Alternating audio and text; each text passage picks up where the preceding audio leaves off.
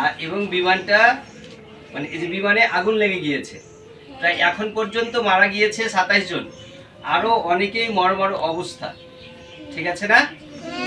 তো যেহেতু তোমরা ছাত্রছাত্রী, ওরাও ছাত্রছাত্রী, ওরাও মারা গিয়েছে, তাহলে আমরা তাদের জন্য দোয়া করব। আর যে বিমানের পাইলট ছিল তৌকি, সে কিন্তু আমাদের শিবগঞ্জের ছেলে।